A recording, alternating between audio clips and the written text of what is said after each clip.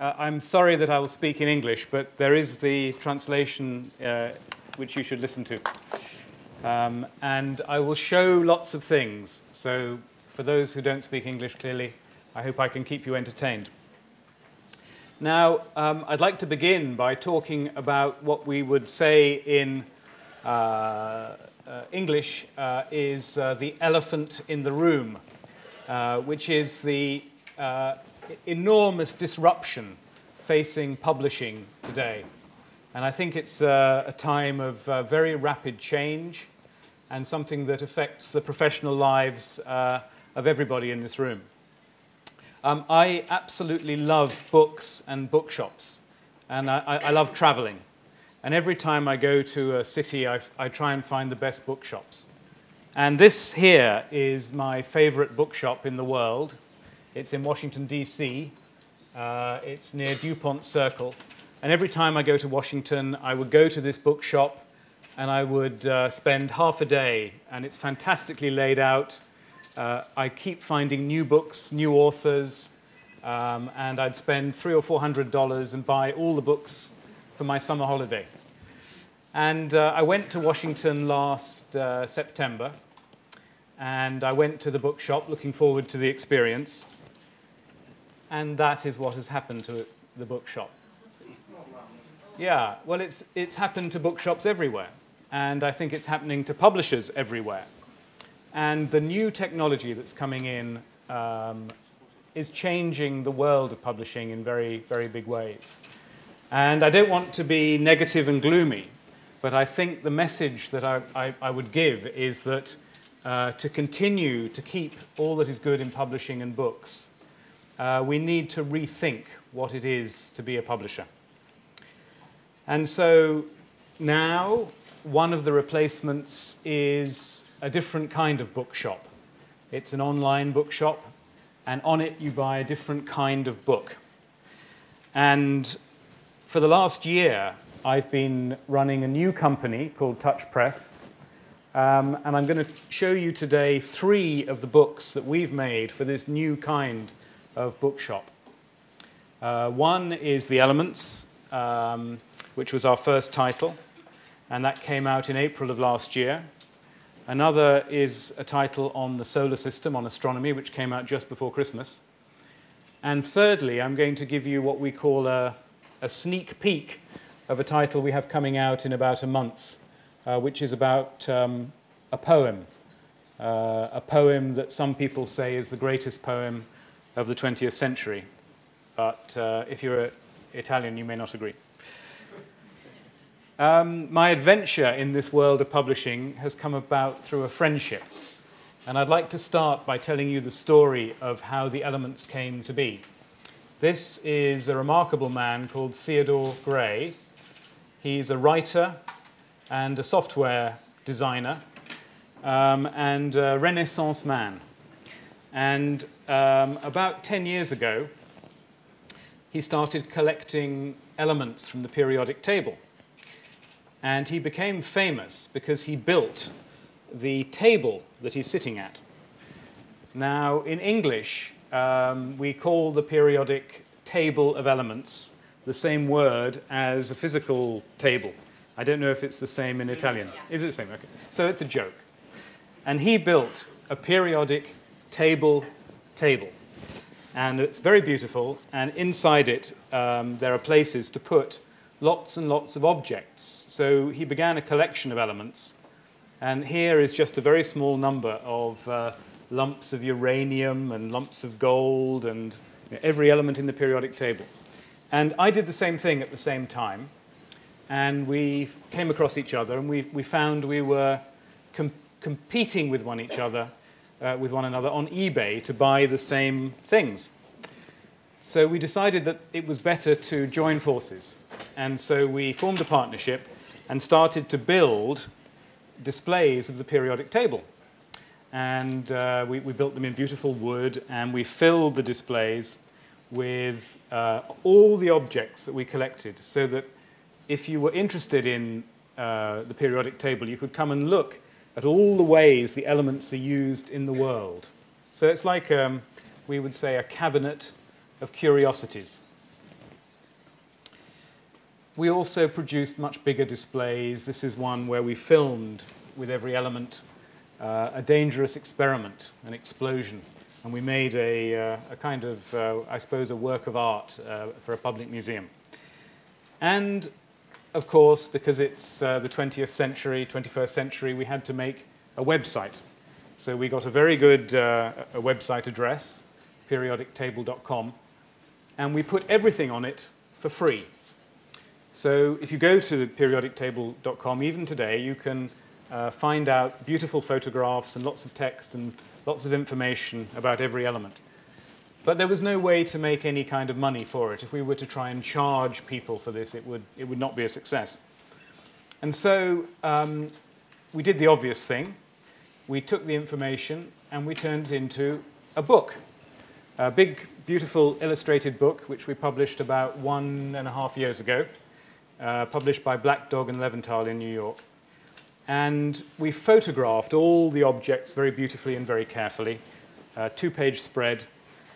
And there's gold, for example, 4 pages actually for gold. And then almost exactly 1 year ago, Apple Computer announced that they were creating a new device, the Apple iPad. And we immediately saw a fantastic opportunity to take all the information that we had in our book and all the photographs and to make an electronic book. And so we had 60 days between the Steve Jobs announcing that the iPad was coming and then the Apple iPad being actually available to people. So we had 60 days. So we crossed out our calendar and we worked 16 hours a day and we built the periodic table of elements as an electronic book. And we had to do all kinds of things because none of the tools existed for creating a book of this kind at the time. And so if you've seen the elements, when you turn the page, you have beautiful rotations and videos that spin and come to life. And so we had to create tools that allowed us to design the pages, to say how the video would spin, to combine and make the pages interactive. And we did manage to finish it and get it ready. And it came out on the same day the iPad was launched. And I'm very pleased to say that it's been very popular. And Apple very much liked the elements because it showed that the iPad was a different kind of machine. At the time when the iPad came out, the Kindle, Amazon's Kindle, was the comparison.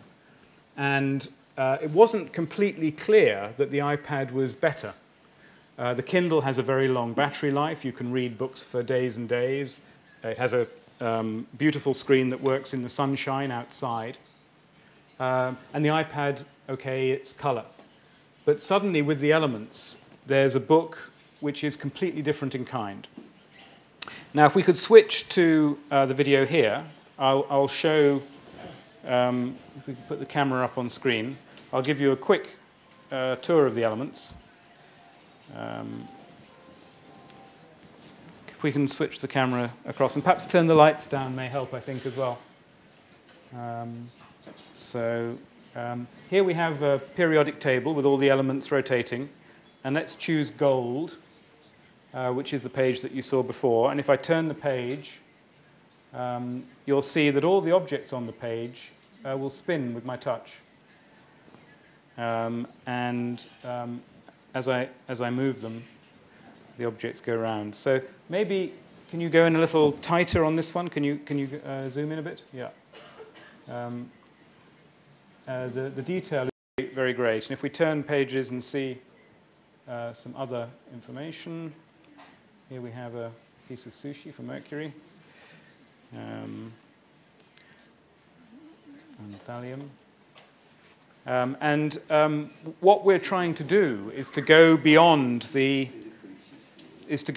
printed page and do something that you can't do in a PDF, something that couples the interactivity with the user's experience.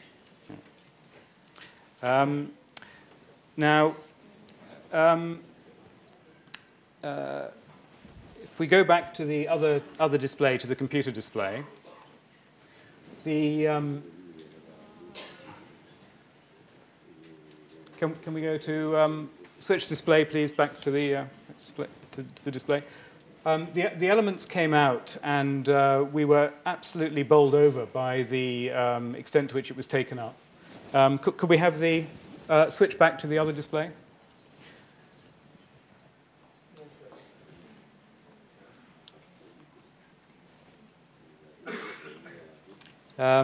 So we immediately saw a very substantial uptake when the elements went on sale. And in the first few days after the launch, we saw sales of 2,000, 3,000 units per day. And that level of sales was sustained over a long period of time, so that to date now, the electronic book, the electronic version of the Elements, has sold about 185,000 units. And that's at a price of $14 a book. So it's a very substantial, viable business to publish a title of this kind. And something else that's worth noting is that the electronic book has done very well, but so too has the print book. It's not a question of the electronic book replacing the printed book. The sales of the Elements as a printed hardback was 70,000 units when the electronic book was published. And today, it's reached 300,000 copies. And all the publicity and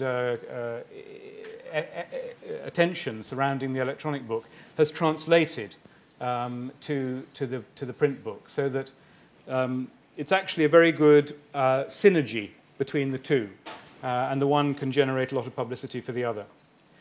So we decided, with the success of the Elements, to set up a company, Theodore Gray, myself, and Stephen Wolfram. And we had a lot of difficulty thinking about the name. We ended up with Touch Press. I think possibly an alternative name might be Three Bald Men, which would be a bit more appropriate. But the Touch Press has Touch Press has very much existed as a vehicle for partnerships.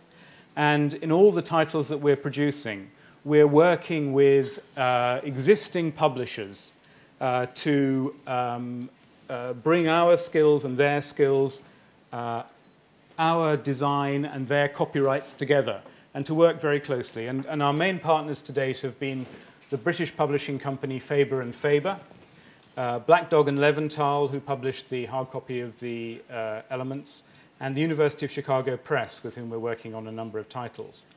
And another very important partner is Wolfram Alpha and Wolfram Research, which is a company that Stephen Wolfram and Theo Gray founded about 20 years ago.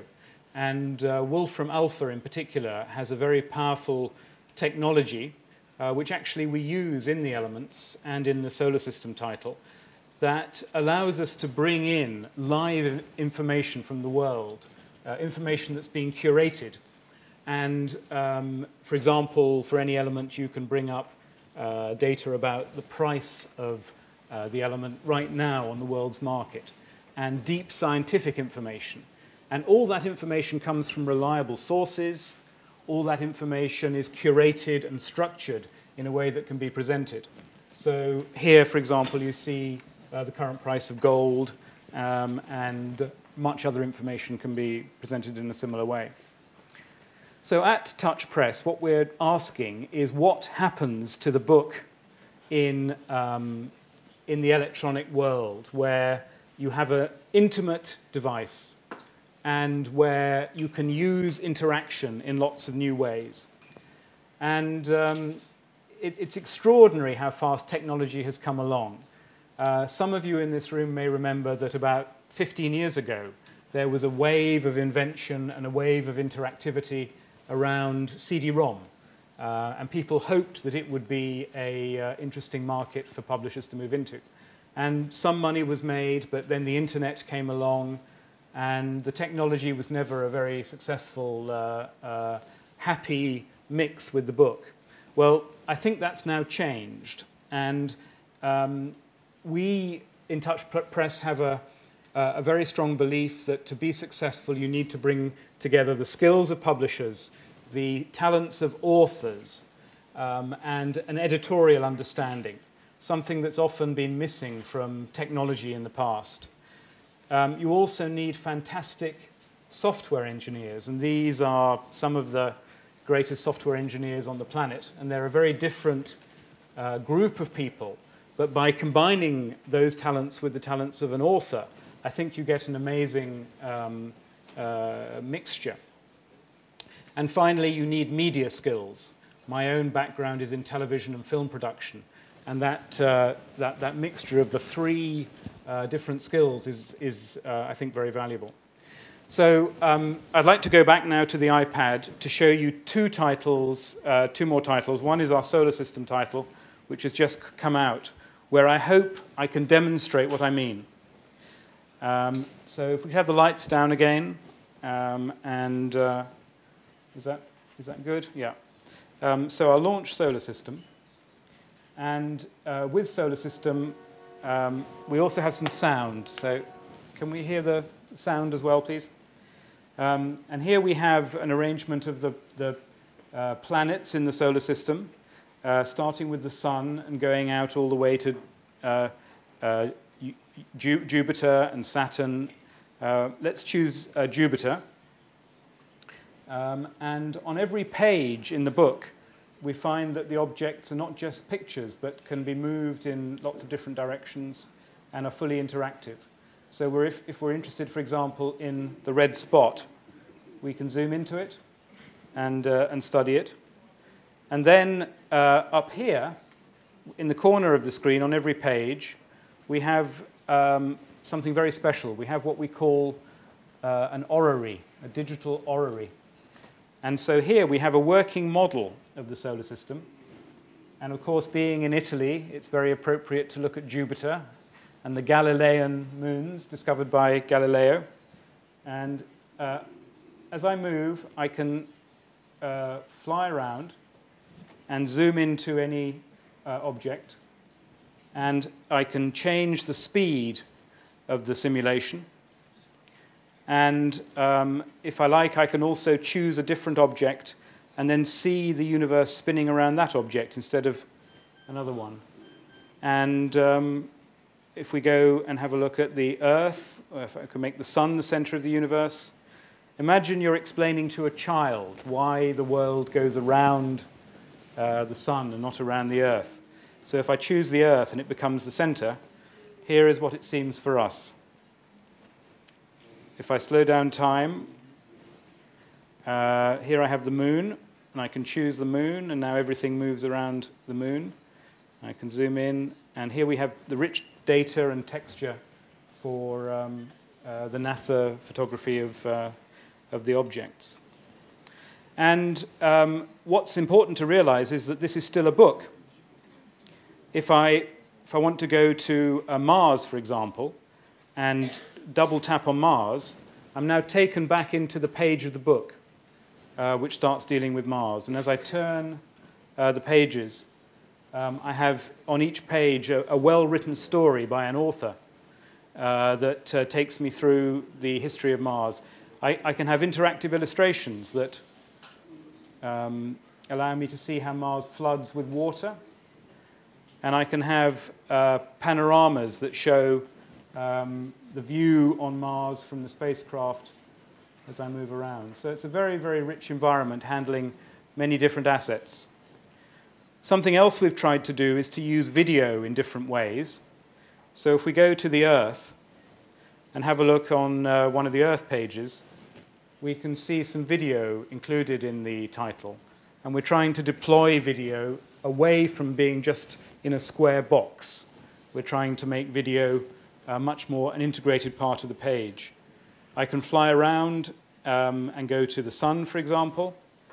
And on every page, we try and make what we touch do something.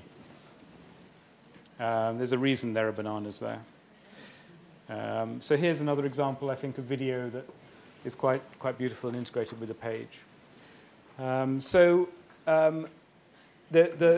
message is to try and go beyond the PDF, to try and create an experience for the reader where they can immerse themselves in the subject matter and find out new and different things. Let me finally show you a very different title that we're working on, one that we're very excited about. And that's a title, I need to turn the machine in a different orientation. This is a title that we're working on in partnership with Faber and Faber, taking The Wasteland by T.S. Eliot, a great poem. And we're trying to use the same sort of technology to bring this poem to a 21st century audience using a different medium. And we do it in many different ways. One of them is by filming a performance of the poem. And I'm just going to ask you if we can have the sound from the iPad up. I'm just going to ask you to listen to the poem for a few minutes and watch what happens on the screen. So do we have the sound up from the iPad, please?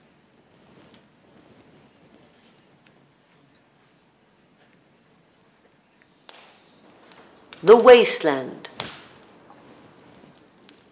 And you need to, on the camera, be a little wider to see the bottom as well. The Burial of the Dead. Can you come wider? April is the cruelest month. Breeding lilacs out of the dead land, mixing memory and desire, stirring dull roots with spring rain.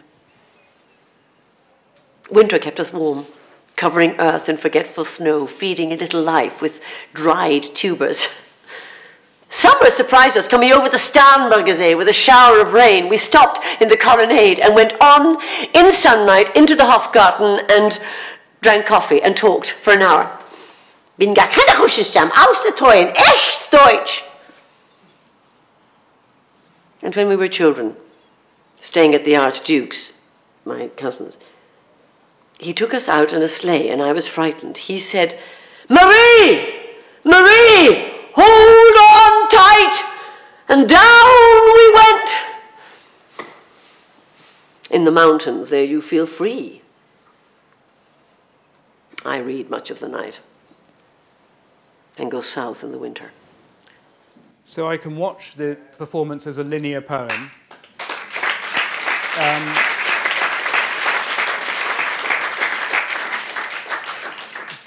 But the interesting thing happens when I start to interact. Marie! Hold! So I can touch anywhere. Images where the sun beat. There is shadow under this red rock. And as I scroll through the poem, is your car. the video will catch up. The drought. I can also move through the poem very fast. And do you see the underneath the poem is catching up? So if we go later on. Ah! Keep the dog far hence that's friend to men, or with his name. Well, there I saw one I knew and stopped him crying. And Stetson, you who were with me in the ships at Milai, that corpse you planted last year in your garden, has it begun to sprout? Will it bloom this year? I can also hear other people. Silence out of the dead land, mixing memory and desire, stirring dull roots with spring rain. That's T.S. Eliot himself. Winter kept with spring rain. Winter kept us warm, covering earth in forgetful snow, That's feeding a Ted little Hughes, the life poet. with dried tubers. With dried tubers. A summer surprised us, coming over the Starnbergersee. That's Alec Guinness. And we also have Hour of rain. an American We voice. stopped in the colonnade and went on in sunlight into the Hofgarten and drank coffee and talked for an hour. Bin gar keine Russin, stamm aus Litauen, ich Deutsch. And when we were children, staying at the Archduke's, my cousin's, he took me out on a sled and I was frightened. He said, "Marie, Marie, hold up." And he said, "Marie! Marie! Hold on tight!" and down we went. So this is a work that is going to be released in about a month, and we're very excited working with Faber and Faber, who obviously have a deep knowledge and love of this poem.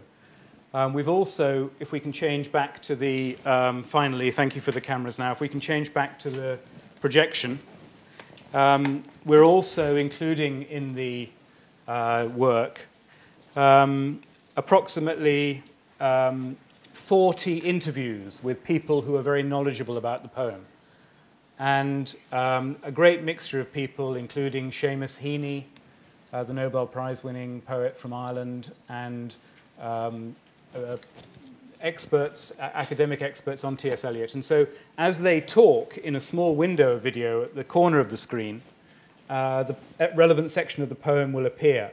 And I think this is a very interesting mixture of television and print and interactivity that will allow an audience to explore a subject and both keep true to the beautiful typography and the integrity of the original poem, and bring to it the interpretation and skills that the new medium presents. So I'd like to end up by thanking you very much indeed. We've brought out our titles in many different languages. The Elements has now come out in German and French and British. An Italian version is in preparation, and also a Japanese version. And one of the exciting things about the new kind of bookshop, the new kind of bookstore that the iTunes store represents, is that we can, as a small publishing company, reach all over the world. And actually, Japan has been one of the most successful markets for us. We've sold now about $500,000 worth of the Elements in Japan. And because the Japanese are so good customers for us, we thought they deserved a song, a special song. So we prepared a version of the Elements in Japanese.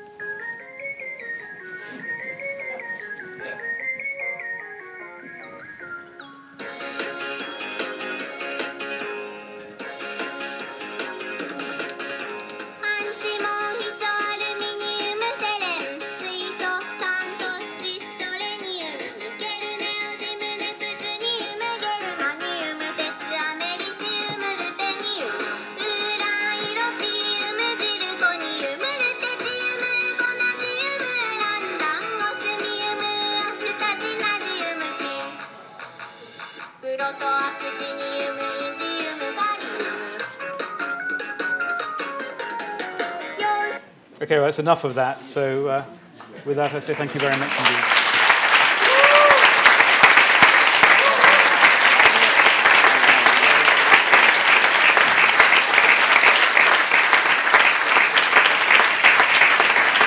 Thank you, Max. Abbiamo 10 minuti circa per fare tutte le domande che vogliamo a Max. Federico Meschini, The Manford University. Prima di tutto, congratulazioni per il vostro lavoro che è impressionante. Lei ha giustamente citato i CD-ROM multimediali degli anni 90. Mi ricordo Macromedia Director, che era un software eccezionale. Quei CD-ROM purtroppo hanno fatto la stessa fine dei Dodo, e anche i contenuti. Ora, per evitare che che il vostro lavoro, la combinazione di interfaccia, di elementi sottostanti e l'interazione tra di loro tra 10-20 anni venga persa, come potete? Da un lato c'è l'EPUB, che è solo struttura, solo dati, e dall'altro invece sono le app Android o iPad che mettono insieme un po' tutto. Per evitare che tutti questi splendidi oggetti, questi oggetti informativi, poi libri, film o che altro, non vadano persi, come ci state pensando? Che soluzione avete in mente? Well, you might not like my answer.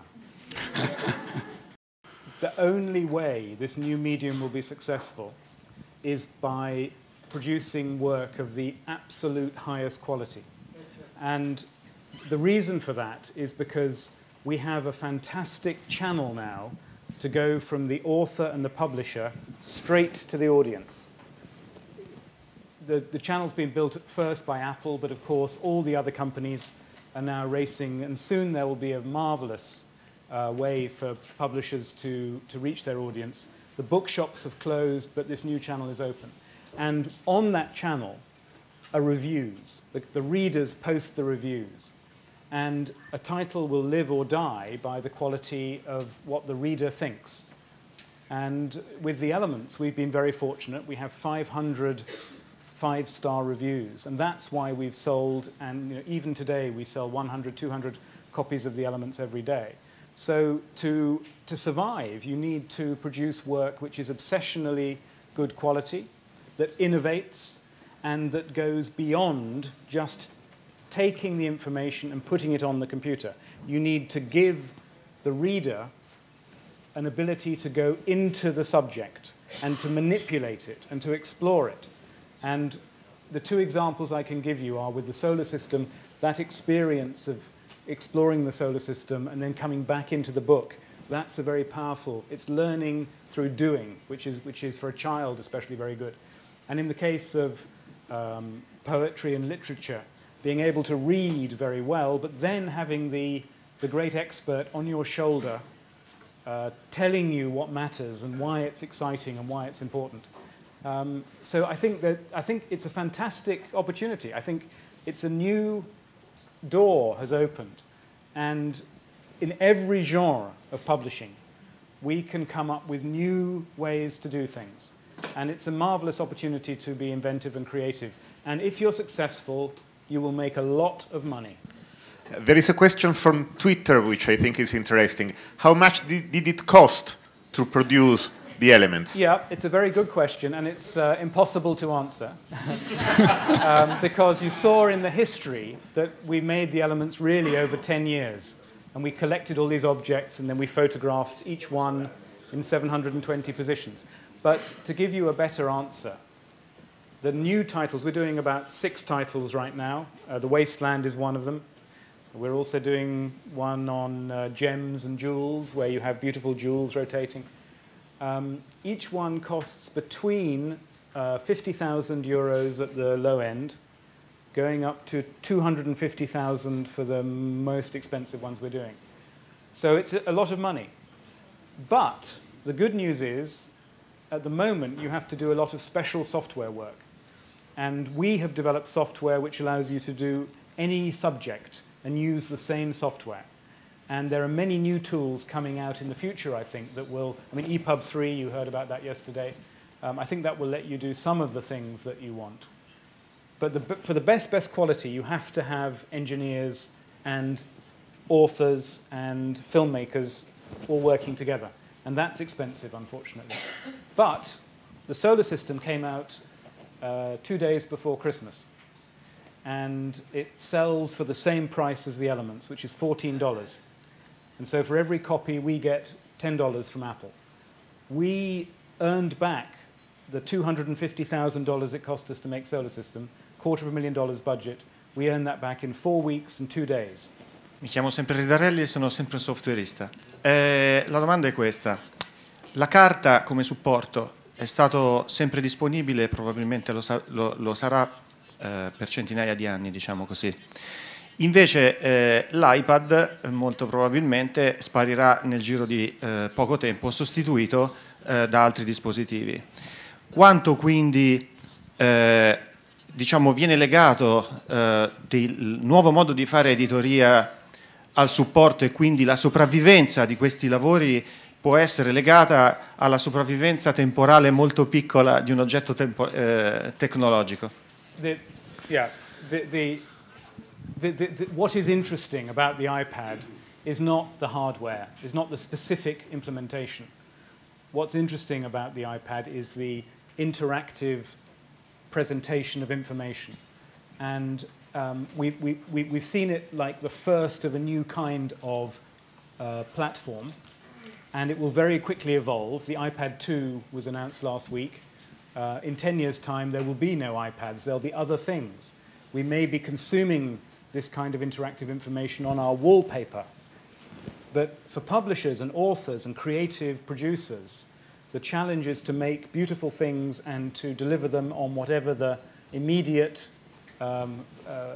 object of the day is. And I think the title that we make, for example, The Wasteland by T.S. Eliot, the ideas and the content in that, we will transfer. We'll go to the iPad 2, to the iPad 3, to the wallpaper.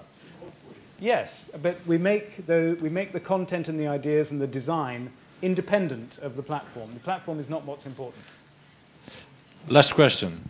Mi chiamo Mario Coraldi, sono un microeditore all'estrema periferia dell'impero. E lei oggi mi ha fatto sentire tutto il peso dei miei 70 anni. Sono veramente un po' distrutto per 3 motivi almeno. Il primo è perché Eliot, The Wasteland, è una delle mie letture preferite di quando ero ragazzo, quindi di molti anni fa.